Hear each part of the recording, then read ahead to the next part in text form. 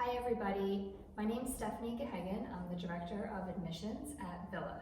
I wanted to briefly discuss with you how to read the results of the admissions test that your daughter recently took at Villa. So in the mail, you should have received a paper that looks like this. This is the results of the test, and what you are going to be looking for is the national percentile score. So that number is, it says NP at the top of the column, and then there's a number at the bottom. On this particular one that I'm holding, it says 93-8. So the 93, the double digit number that comes first, is how your daughter ranked compared to everybody else that took the test. Not just here at Villa, but at any school across the country that offers this particular test. So if your daughter, in theory, received a 65, I don't want you to think that your daughter failed the test. The number does not correspond the same way that their grades do when they get tests in school. So a 65 would not be failing. A 65 would mean that your daughter scored better or exceeded 65% of the girls that took the test. So that's a pretty good number. The dash and the single digit number that comes after it is how your daughter is performing grade level. So if the dash number is a 9, say in the reading section, then that means she's reading at a 9th grade level. Okay, so that's how you're going to interpret this. At the bottom of the paper, you will see several skill sets that are covered on the test. So at the bottom, it says specific skills. There are skills for reading, there are skills for language, and there are skills for math. Each skill is listed. The next column tells you the number of questions that covered that skill on the test, and then next to that is the number of questions that your daughter answered correctly. If the number is low in that column, it could mean that your daughter simply did not answer all of the questions. The way the test is scored is your daughter gets credit for only questions that she answers correctly. The test doesn't differentiate between whether she got something incorrect or she failed to answer it. So if a bubble was left blank, it's the same as if she got it incorrect. Okay, so that list of skills will let you know how she performed. Okay, one important thing for you to keep in mind is that this test is a snapshot. It's one day in your daughter's life. So I want you to be aware that we do offer testing in the late spring and early summer if you feel that your daughter has had an off day and that she shouldn't be placed in a certain class. Also important for you to know that we do not track your daughter one time and that's it. So for example, her freshman year, if she's taking an academic level course, let's say in English, she will always have the ability to move up to an honors level class.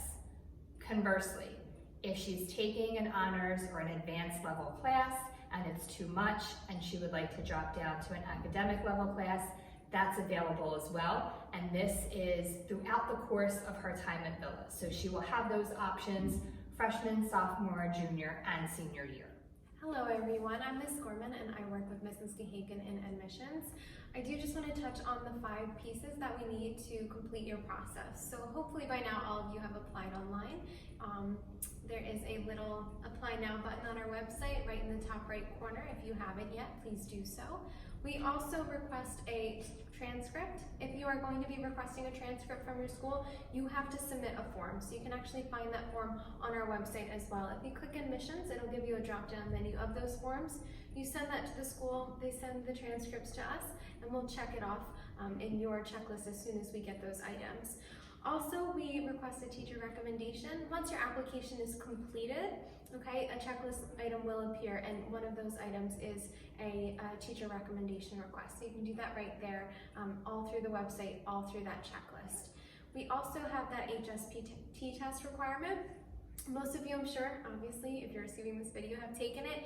If you haven't and you end up seeing this video anyway, we do have an additional test on October 24th, okay? Lastly, we do conduct an interview. For that interview, we're doing things a little differently this year. It's going to be Zoom. Once that application's complete, we will be sending you a link to a calendar. If you click it, open it up, a big calendar will come up and you can schedule a time that fits your needs. Okay. We hope to see you soon. So now that you have heard about the admissions process, I want to remind you about the scholarships that are available for your daughter.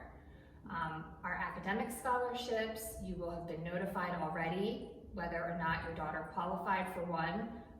They are based solely on the results of the entrance exam.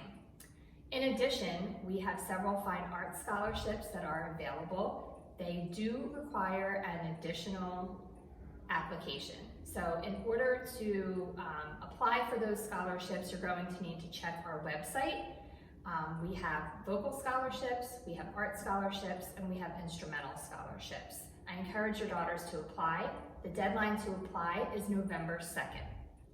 With regard to our vocal scholarships, your daughter will be required to submit a recorded audition.